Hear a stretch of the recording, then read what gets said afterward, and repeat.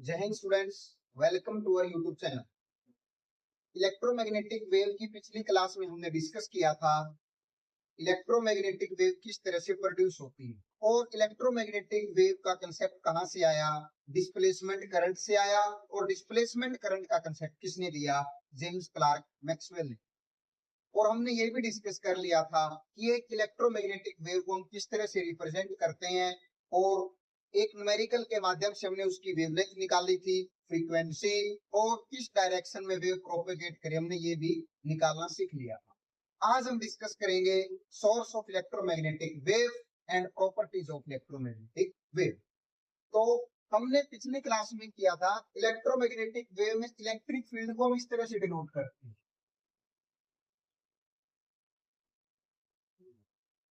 kx minus omega T, और magnetic field को इस तरह से रिप्रेजेंट करते हैं ओमेगा टी। ठीक है, जो ये x है ये हमें डायरेक्शन बताता है कि वेव किस डायरेक्शन में प्रोपेगेट कर रही है। अगर मान लो यहाँ पे y आ जाए इसका मतलब y डायरेक्शन में, अगर यहाँ पे z आ जाए तो इसका मतलब z डायरेक्शन में वेव प्रोपेगेट कर रहे हैं। अगर मान लो यहाँ पे माइनस आ जाता है इसका मतलब प्लस x प्लस y और प्लस z में है। अगर यहाँ पे मान लो पॉजिटिव आ जाता है इसका मतलब वेव प्रोपेगेट कर रही है नेगेटिव y या फिर नेगेटिव z या फिर नेगेटिव x डायरेक्शन। ठीक है, इस तरह से हमने निकालना सीख लिया था। ई नोट क्या होता है? ये एम्पलीट्यूड होता है, एम्पलीट्यूड ऑफ इलेक्ट्रिक वेक्टर। ठीक है, और बी नोट होता है एम्पलीट्यूड ऑफ मैग्नेटिक वेव। ठीक है, इस तरह से हमने वेव को रिप्रेजेंट करना और वेव से वेवलेंथ और फ्रीक्वेंसी निकालना सीख लिया। वेवलेंथ कैसे निकालते हैं एक बार दोबारा से रिवाइज कर लेते हैं कि वेव नंबर के इक्वल होता है और ये 2 पाई बाय लैम्डा के इक्वल होता है। ठीक है, ओमेगा एंगुलर फ्रीक्वेंसी होती है जिसको हम 2 पाई न्यू से डिनोट कर फॉर्मूला होता है और इसको हम 2 पाई बाय टी लिख सकते हैं। ठीक है, उसके बाद है सोर्स ऑफ इलेक्ट्रोमैग्नेटिक वेव। तो देखिए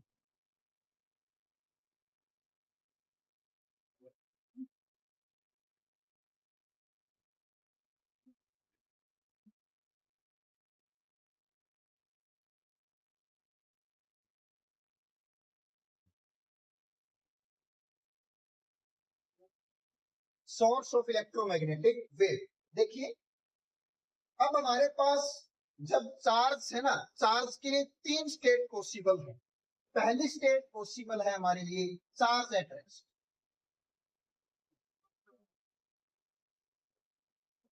रेस्ट, सेकंड है charge moving with uniform velocity,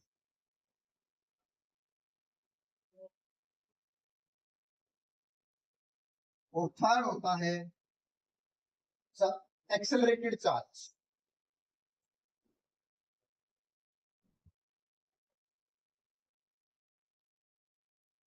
accelerated charge particle,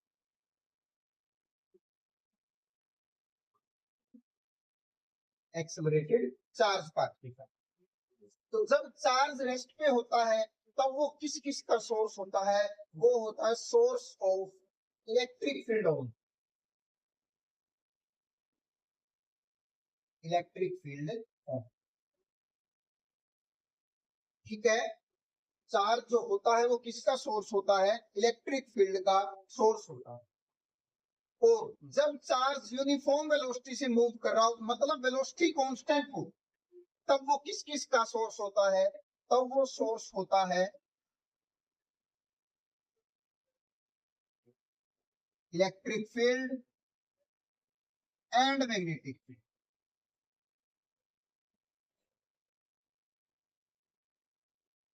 electric field and magnetic. ठीक है, देखिए अगर चार्ज फ्री है, अगर चार्ज फ्री है, एक सिंगल चार्ज पार्टिकल की बात हो रही है, single charge, single free charge है ना, और अब अगर वो यूनिफॉर्म वेलोसिटी से मूव कर रहा है तो वो सोर्स होगा मैग्नेटिक फील्ड का भी और इलेक्ट्रिक फील्ड का भी। अगर charge particle moving in a wire, अगर एक वायर में मूव करता है, देन वो सोर्स होगा सिर्फ मैग्नेटिक फील्ड का। वो किसका सोर्स होगा? सिर्फ मैग्नेटिक फील्ड का। तो ये बात ध्यान रखेंगे, charge moving with uniform velocity source होता है इलेक्ट्रिक और मैग्नेटिक फील्ड का। फ्री चार्ज, फ्री चार्ज अगर यहाँ पे लिखा होता फ्री चार्ज, फ्री चार्ज लिखा है तो वो सोर्स है इलेक्ट्रिक फील्ड का और मैग्नेटिक फील्ड का। अगर मान लो चार्ज वायर में मूव कर रहा है, चार्ज वायर में मूव कर रहा है, तब वो सोर्स होगा सिर्फ मैग्नेटिक फील्ड का, इलेक्ट्रिक फील्ड का सोर्स नहीं होगा। क्यों? देखिए, अब मान लो ये कंडक्टर है हमारे पास, इस तरह से कंडक्टर है, इलेक्ट्रॉन ने मूव करना शुरू किया जब हमने इसके ऊपर पोटेंशियल अप्लाई किया था, ठीक है। इलेक्ट्रॉन ने मूव करना शुरू किया तो क्या हुआ? इसने अपने पीछे गैप छोड़ दिया। वो जो गैप है वो एक पॉजिटिव चार्ज पार्टिकल की तरह बिहेव करेगा। अब इसका इलेक्ट्रिक फील्ड और इसका इलेक्ट्रिक फील्ड एक दूसरे को क्या कर देंगे? कैंसल आउट कर देंगे। और कैंसल आउट करने की वजह से क्या होगा? नेट इलेक्ट्रिक फील्ड क्या आ जाएगा? जीरो। इसीलिए जो एक मूविंग चार्ज पार्टिकल होता है यूनिफॉर्म वेलोसिटी से, अगर वायर में है तो मैग्नेटिक फील्ड का सोर्स है, और अगर इलेक्ट्रिक, अगर single charge particle, free charge particle है, तो वो इलेक्ट्रिक फील्ड और मैग्नेटिक फील्ड का सोर्स होगा। एनसीईआरटी के अकॉर्डिंग मूविंग चार्ज पार्टिकल सिर्फ मैग्नेटिक फील्ड का सोर्स, ठीक है। वो बात कर रहे हैं हमारा जो इलेक्ट्रॉन है वो किसी मीडियम में ट्रेवल कर रहा है, किसी वायर में ट्रेवल कर रहा है। उसके बाद है एक्सेलरेटेड चार्ज पार्टिकल। जो एक्सेलरेटेड चार्ज पार्टिकल होता है वो सोर्स होता है इलेक्ट्रिक फील्ड का भी,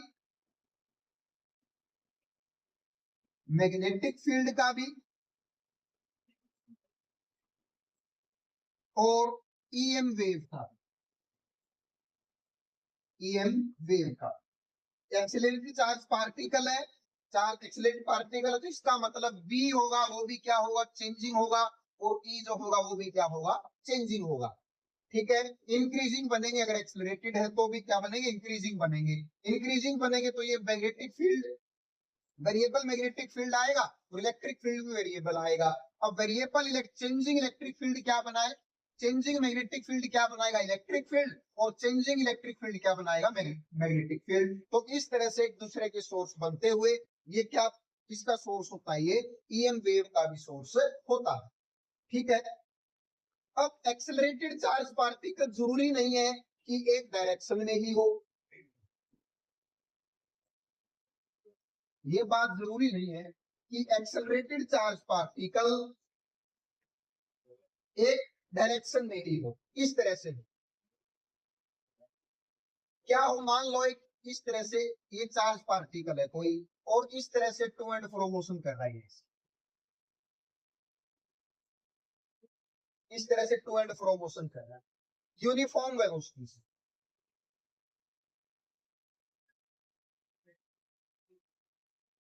स्पीड यूनिफॉर्म, ठीक है। देखिए, अब ये पार्टिकल यहाँ पे भी आएगा, देखो जब यहाँ पे आएगा, यहाँ पे आएगा, यहाँ पे आएगा, यहाँ पे आएगा, हर पॉइंट पे पार्टिकल की वेलोसिटी की डायरेक्शन चेंज हो रही है, चेंजिंग एट एवरी पॉइंट,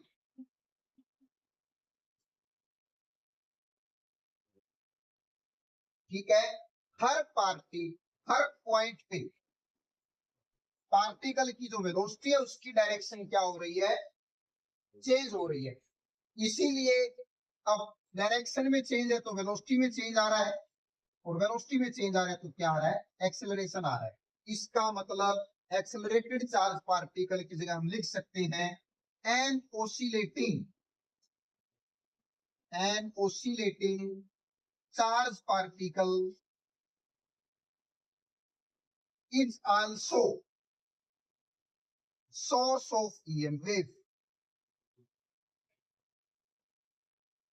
ठीक है। जो ओसिलेटिंग चार्ज पार्टिकल होता है वो भी ईएम वेव का सोर्स होता है, क्योंकि ओसिलेटिंग चार्ज पार्टिकल एक तरह से एक्सीलरेटिंग चार्ज पार्टिकल होता है। उसकी हर पॉइंट पे वेलोसिटी की डायरेक्शन चेंज होती है। डायरेक्शन में चेंज होने से वेलोसिटी में चेंज आता है, और वेलोसिटी में चेंज आएगा तो इसका मतलब एक्सेलरेट कर रहा है। उसके बाद है प्रॉपर्टीज ऑफ इलेक्ट्रोमैग्नेटिक वेव। अभी हमने डिस्कस किया सोर्स। सोर्स क्या है? ओसिलेटिंग चार्ज पार्टिकल मान लो, या फिर एक्सेलरेटिंग चार्ज पार्टिकल। ठीक है, वो किसका सोर्स होता है? ईएम वेव का। उसके बाद देखिए properties.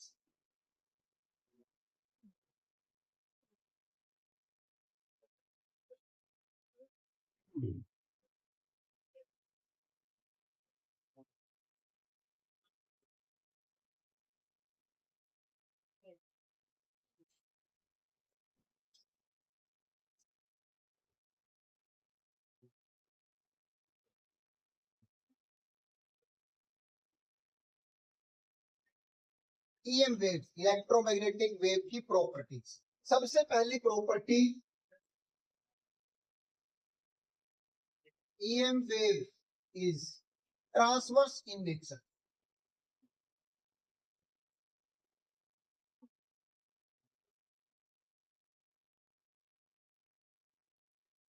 In nature transverse wave का क्या मतलब है? देखिए, वेव टू टाइप की होती है, longitudinal and transverse. Longitudinal and transverse. Longitudinal wave वो होती है, मान लो जिनके पार्टिकल, जो ओसिलेटिंग पार्टिकल हो जिनके, वो टू एंड फ्रो मोशन करे, ऐसे आगे पीछे आगे पीछे आगे पीछे, इस तरह की जो मोशन करते हैं, उनको हम कौन सी वेव बोलते हैं? जिनके कांस्टेंट पार्टिकल, जिन पार्टिकल से वेव बनी है, वो पार्टिकल टू एंड फ्रो, ऐसे आगे पीछे टू एंड फ्रो मोशन करते हैं, उनको हम लॉन्गिट्यूडनल वेव बोलते हैं। और ट्रांसवर्स वेव वो होती है जिनके particle,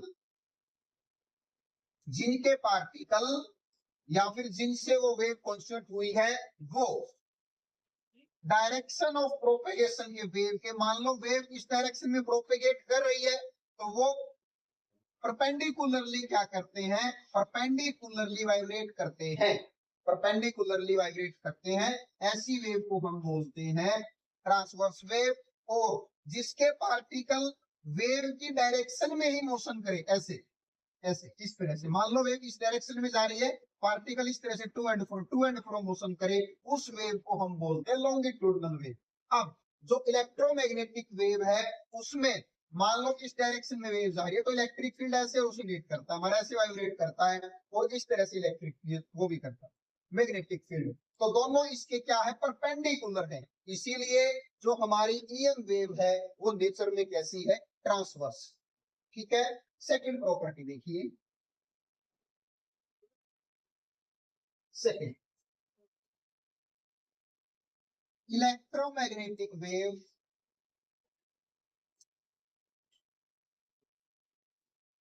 do not require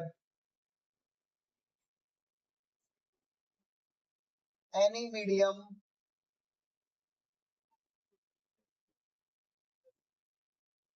do not require any medium for propagation.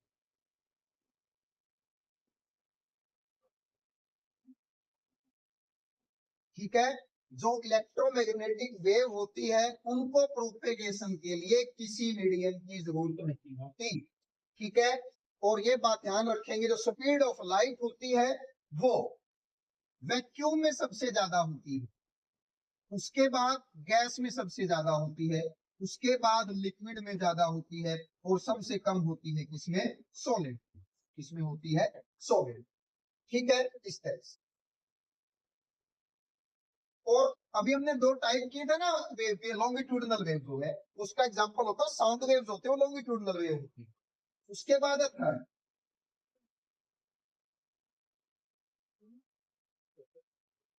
N oscillating charge particle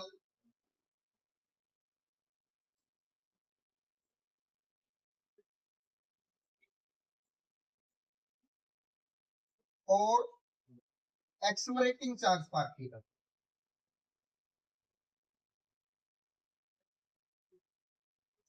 charge पर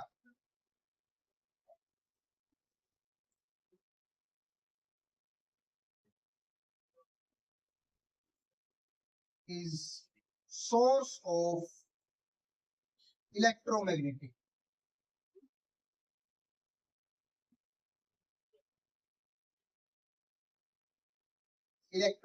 वेव का सोर्स होता है। ठीक है, ओसिलेटिंग चार्ज पार्टिकल हो या फिर एक्सेलरेटिंग चार्ज पार्टिकल हो, वो किसका सोर्स होता है? इलेक्ट्रोमैग्नेटिक वेव का सोर्स होता है। ये बात हमने अभी डिस्कस की। उसके बाद अगली प्रॉपर्टी है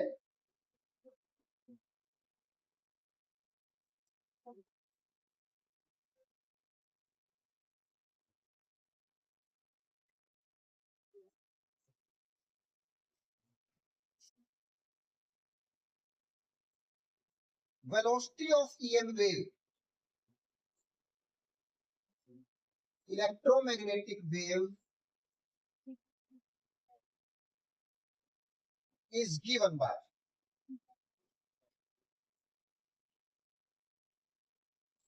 जो वेलोसिटी होती है इलेक्ट्रोमैग्नेटिक वेव की, वो किसके इक्वल होती है? c is equal to 1 by mu naught epsilon. हम इससे स्पीड ऑफ लाइट निकाल सकते हैं, और जो इलेक्ट्रोमैग्नेटिक वेव है वो स्पीड ऑफ लाइट की स्पीड से ही ट्रेवल करती है। ठीक है, अब ये तो है किसमें? वैक्यूम में। किसमें है? वैक्यूम में। अगर मान लो किसी मीडियम में पूछ ली जाए,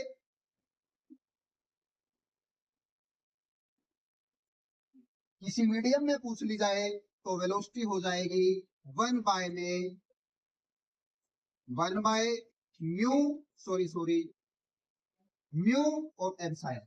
ये परमेबिलिटी और परमिटिविटी होते हैं उस मीडियम के। ये परमेबिलिटी और परमिटिविटी है वैक्यूम के।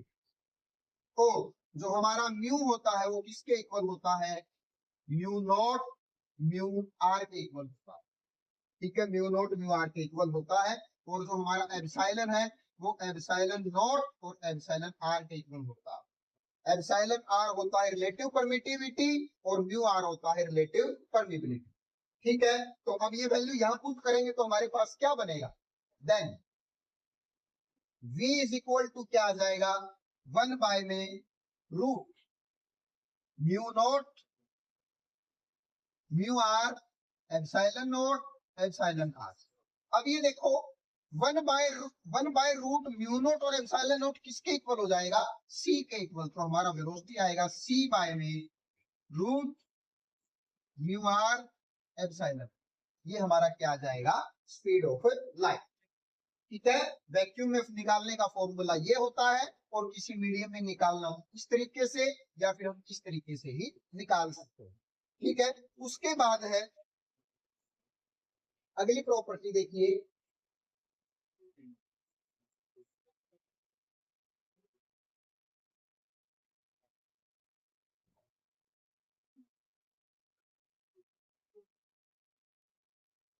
Ratio of amplitude of electric field to amplitude of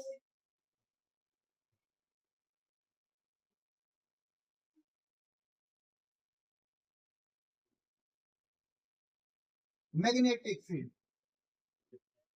is given by. देखिए किसके इक्वल होता है? जो रेशियो होता है इलेक्ट्रिक फील्ड का एम्पलीट्यूड का मतलब होता है, देखो मान लो इस तरह से कोई वेव है, एक्स डायरेक्शन में वेव प्रोपेगेट कर रही है और इस तरह से इलेक्ट्रिक फील्ड वेरी कर। ठीक है, जो ये मैक्सिमम वैल्यू होती है, ये मैक्सिमम वैल्यू, इसको हम एम्पलीट्यूड बोलते हैं और ये हम ई नोट मान लेते हैं। ठीक है, और मैग्नेटिक फील्ड का एम्पलीट्यूड हम मान लेते हैं वी नोट। ठीक है, तो इनका रेशियो जो होगा ई नोट बाय में वी नोट, वो किसके इक्वल होता है? सी के इक्वल होता है। और सी क्या होता है? स्पीड ऑफ लाइट होता है in vacuum. Speed of light in vacuum के इक्वल होता है। एम्पलीट्यूड ऑफ इलेक्ट्रिक फील्ड और एम्पलीट्यूड टू मैग्नेटिक फील्ड का रेशियो किसके इक्वल होता है? सी के इक्वल होता है। उसके बाद है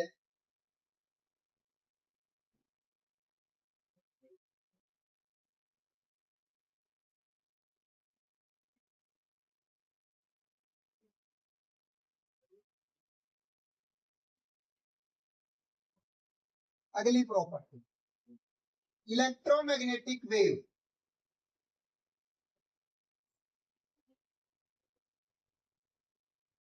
कैरी एनर्जी। इलेक्ट्रोमैग्नेटिक वेव के पास एनर्जी भी होती है and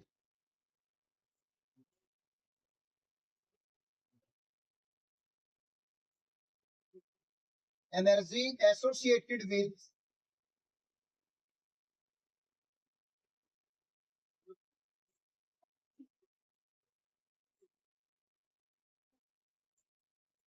electric field and magnetic field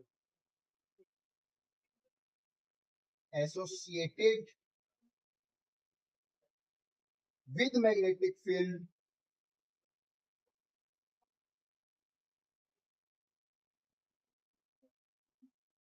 are equal, दोनों में इक्वल होती है, ठीक है। इन ए एन वेव,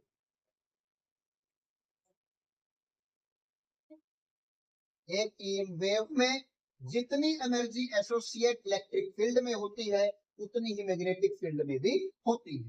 तो देखिए कैसे निकालेंगे हम, कितनी होती है एनर्जी, यू से डिनोट करेंगे 1/2 epsilon not E square bar average और is equal to 1/2 V square bar by में म्यू नॉट, ये इक्वल होते हैं, ठीक है, मैग्नेटिक फील्ड में भी और इलेक्ट्रिक फील्ड में भी, ठीक है। ये आया कैसे है देखिए, हम मान लेते हैं हमारे पास ये कैपेसिटर है, ठीक है। अब इसके अंदर से ऐसे इलेक्ट्रिक फील्ड जा रहा है, ये पॉजिटिव प्लेट होगी, ये नेगेटिव होगी, इस तरह से इलेक्ट्रिक फील्ड इसके अंदर ऐसे सेटअप हो। अब इसके अंदर कितनी एनर्जी स्टोर हुई है वो किसके इक्वल हो जाएगा, इलेक्ट्रिक फील्ड की एनर्जी हो जाएगी। इलेक्ट्रिक फील्ड से कितनी एनर्जी एसोसिएट है, तो कैपेसिटर के अंदर एनर्जी कितनी होती है, 1/2 CV स्क्वायर होती है, क्या होती है, CV स्क्वायर। और एक कैपेसिटर का कैपेसिटेंस होता है A एप्सिलॉन नॉट बाय में D, और D क्या होती है, ये बीट के बीच में प्लेट के बीच में, और V का फॉर्मूला होता है E multiply D, E multiply D, ठीक है। तो यहाँ पे वैल्यू पुट करेंगे 1/2 A एप्सिलॉन नॉट बाय में D, उसके बाद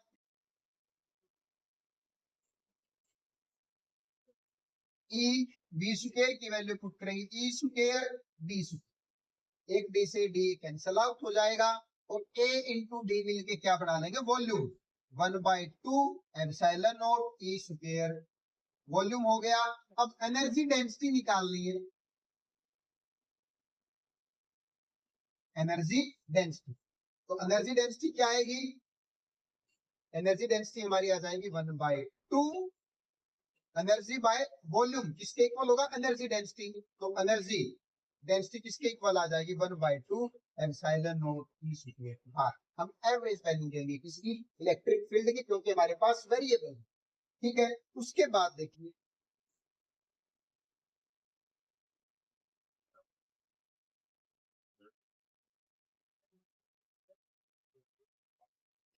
उसके बाद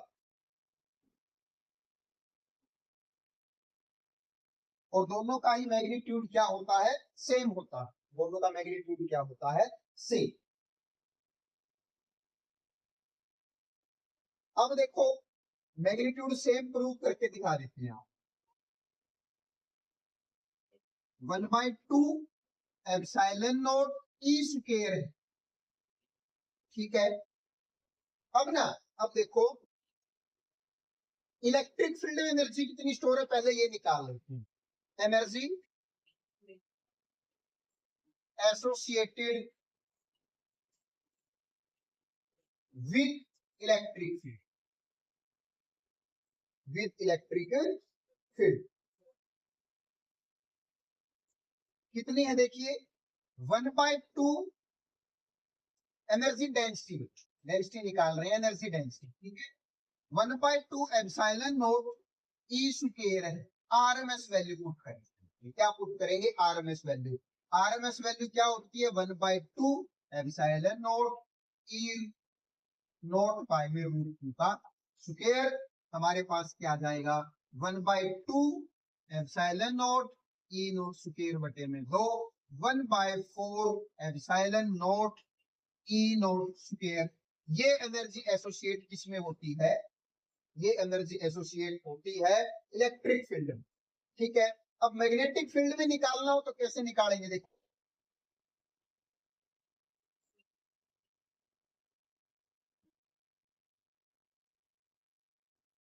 associated with magnetic field,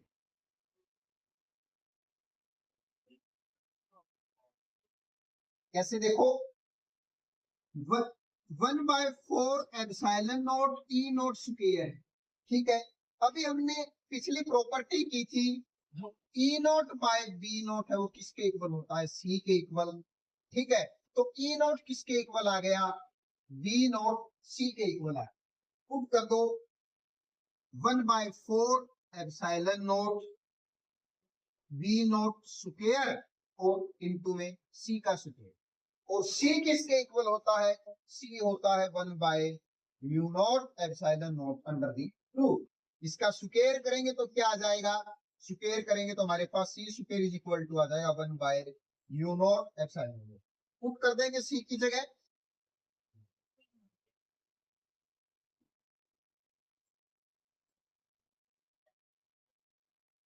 put कर देंगे 1/4 एप्सिलॉन नॉट बी नॉट का स्क्वायर बटे म्यू नॉट और एप्सिलॉन, ये कैंसल आउट हो जाएगा। कितनी आ गई energy associated with magnetic field 1/4 B naught का स्क्वायर बाय में म्यू नॉट।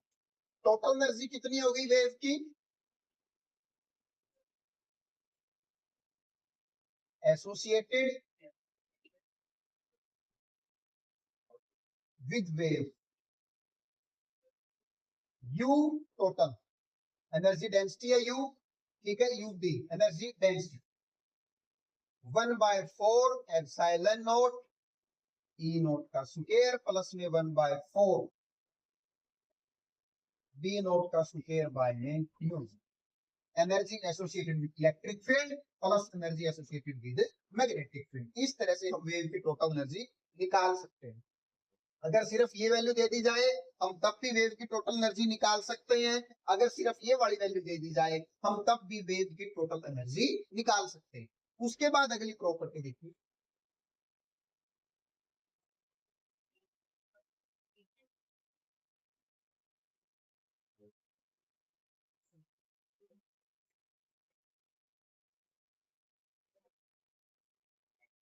अगली property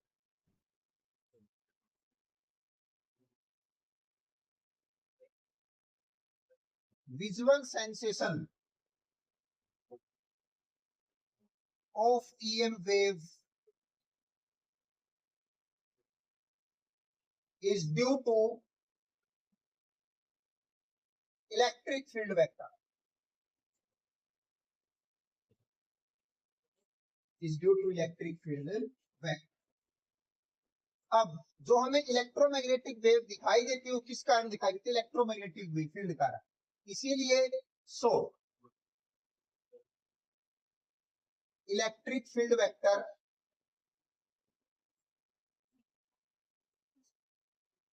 is called light vector also,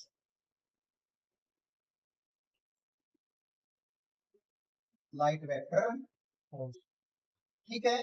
हमें जो विजुअल हमें ईएम वेव दिखाई देती है वो किस कारण से दिखाई देती है इलेक्ट्रिक फील्ड वेक्टर के कारण। इसीलिए जो इलेक्ट्रिक फील्ड वेक्टर होता है उसको लाइट वेक्टर भी बोलते हैं। उसके बाद अगला है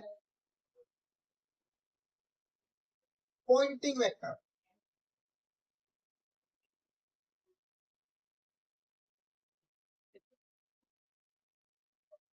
Poynting vector of EM wave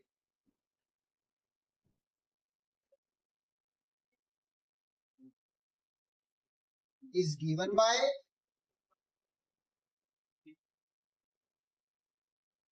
पहले तो ये सबसे पॉइंटिंग वेक्टर क्या होता है, ठीक है।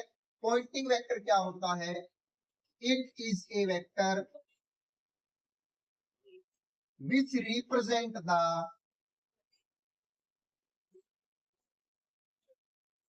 rate of flow of energy per unit area per unit time, ठीक है। मान लो कोई वेक्टर है, वो किसी भी वेव की energy flow, rate of flow of energy per unit area पर टाइम हमें बता दे, उस वेक्टर को हम क्या बोलते हैं, पॉइंटिंग वेक्टर बोलते हैं। और इसको डिनोट करते हैं एस से, इससे डिनोट करते हैं एस से। ये किसके इक्वल होता है, ये होता है ई क्रॉस एच के इक्वल होता है। किसके इक्वल होता है ये, ई क्रॉस एच। अब इसका मैग्नीट्यूड निकालेंगे हम, देखिए इसकी वैल्यू निकालेंगे। अब ई क्रॉस एच है, एच क्या होता है, एच होता है बी, जो एच हमारा सॉरी जो हमारा पी होता है वो होता है म्यू नॉट इंटू एच के इक्वल। तो एच हमारा आ गया बी इंटू में म्यू नॉट के इक्वल आ। ये हमने मैग्नेटिज्म एंड मैटर में डिस्कस किया, म्यू इंटू मैग्नेटाइजिंग फोर्स। ये बात हमने डिस्कस की थी कौन से चैप्टर में, मैग्नेटिज्म एंड मैटर में।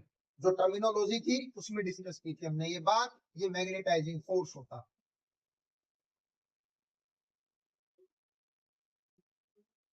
ठीक है।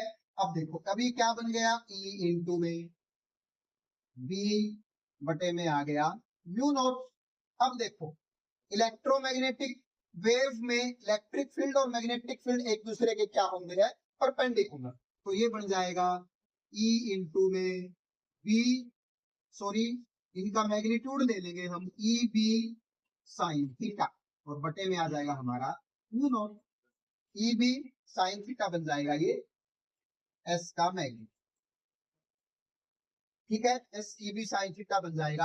अब जो इलेक्ट्रोमैग्नेटिक वेव में इलेक्ट्रिक फील्ड और मैग्नेटिक फील्ड होते हैं एक दूसरे क्या होते हैं, परपेंडिकुलर। तो थीटा कितने डिग्री हो गया, 90 डिग्री। तो ये क्या हो जाएगा, ई बी म्यू नॉट के इक्वल आ जाएगा। किसके इक्वल आ जाएगा ये, ई बी म्यू नॉट के इक्वल आ जाएगा, ठीक है। अब हम इसको अपने ई के अनुसार भी बना सकते हैं और बी के अनुसार भी। अगर मान लो हमें ये देखना हो तो ये किसके इक्वल, बी हमारा बी बाय में सॉरी ई बाय में बी किसके इक्वल होता है, वेलोसिटी के इक्वल होता है। देखो ई नोट बाय में बी नोट किसके इक्वल हो गया, सी स्पीड ऑफ लाइट के इक्वल। अब ये तो एम्पलीट्यूड हो गए, अगर मान लो किसी पॉइंट पे है वैल्यू तो हम इस तरह से ई बाय बी का रेशियो किसके इक्वल होता है, वेलोसिटी ऑफ लाइट के इक्वल होता है। तो इस तरह से हम इसकी जगह वैल्यू पुट करके हम इसको ई या फिर बी की फॉर्म में कन्वर्ट कर सकते हैं, ठीक है। उसके बाद है मोमेंटम।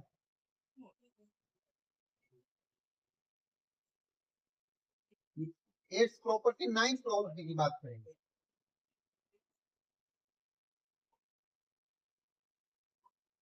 नाइन्थ प्रॉपर्टी क्या है, देखिए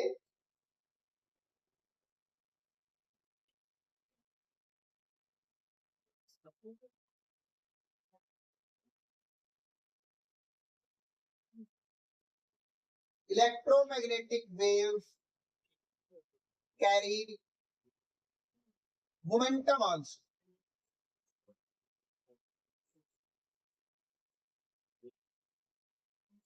मोमेंटम होता है इलेक्ट्रोमैग्नेटिक वेव के पास, ठीक है। कितना होता है ये देखो, कितना होता है मोमेंटम। मोमेंटम को हम डिनोट करते हैं पी से, और ये होता है यू बाय में सी। यू एनर्जी डेंसिटी है और सी स्पीड ऑफ लाइट है। ये किसके केस में होता है, in case of absorption. Absorption का मतलब, मान लो ये कोई स्क्रीन है, इसके ऊपर इस तरह से इलेक्ट्रोमैग्नेटिक वेव गिरी और इसके अंदर अब्जॉर्ब हो गई, इस तरफ नहीं है, ठीक है। और P is equal to 2u by में C, ये किस केस में होता है, इन केस ऑफ रिफ्लेक्शन। किस केस में होता है ये, इन केस ऑफ रिफ्लेक्शन। मान लो कोई स्क्रीन है, इसके ऊपर इस तरह से वेव आई और इस तरह से रिफ्लेक्ट हो गए चली। ठीक है, ये रिफ्लेक्शन हो गया। तो रिफ्लेक्शन के केस में मोमेंटम इतना होता है और इसमें इतना होता है। ठीक है, जब भी एक इलेक्ट्रोमैग्नेटिक वेव किसी स्क्रीन के ऊपर स्ट्राइक करती है तब वो प्रेशर भी लगाती है।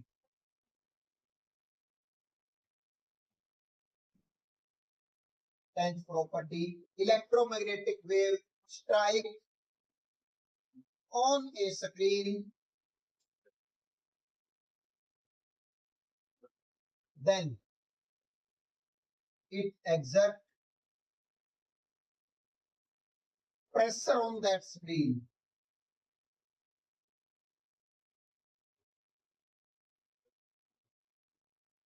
Also, प्रेशर लगाती है। We call that pressure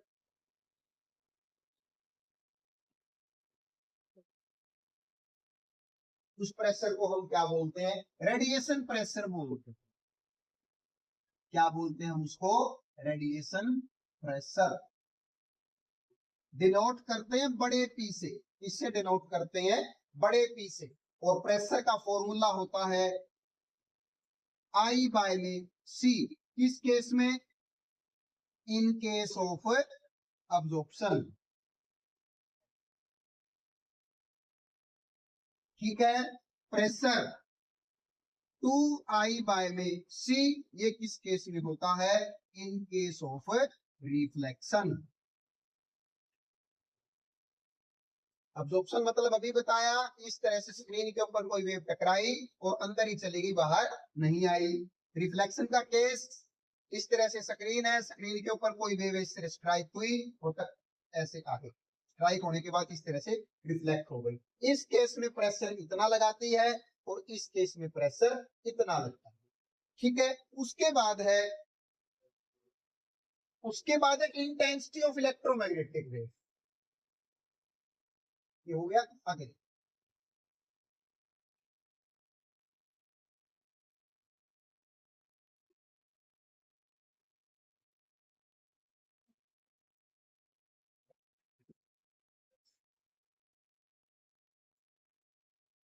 eleventh property, intensity of electromagnetic wave.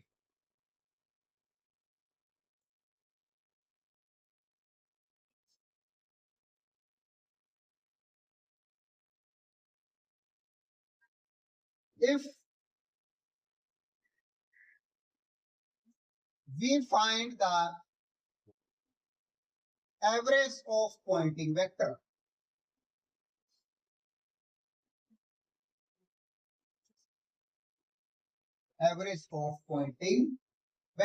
then it will give the intensity of EM waves.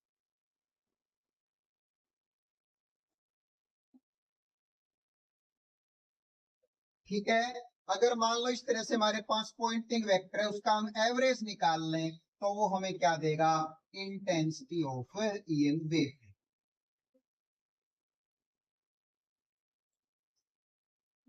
EM wave. ठीक है, तो देखिए हमारे पास पॉइंटिंग वेक्टर का फॉर्मूला था E B बाय में म्यू नॉट। अब हम क्या करें? इन सभी की वैल्यू आरएमएस वैल्यू पुट करेंगे। देखो, इसकी भी आरएमएस वैल्यू, इसकी भी आरएमएस वैल्यू। इसकी वैल्यू 1 बाय म्यू नॉट हमने बाहर आ गया हमारा। ई की बाई ई नॉट बाय में √2 हो गया और बी की वैल्यू बी नॉट बाय में √2 हो गया। तो हमारे पास क्या फॉर्मूला बना? 1/2, इन दोनों को मल्टीप्लाई करेंगे √2 को, तो 1/2 म्यू नॉट और ये ई नॉट वी नॉट। तो हमारे पास इंटेंसिटी के लिए क्या फॉर्मूला बनेगा? ई नॉट वी नॉट बाय में 2 म्यू। ये हमारा फॉर्मूला हो गया किसके लिए? Intensity of EM wave. ठीक है, तो ये थी हमारी प्रॉपर्टीज ऑफ EM वेव। आज के लिए इतना ही, बाकी हम अगली क्लास में डिस्कस करेंगे। Thank you.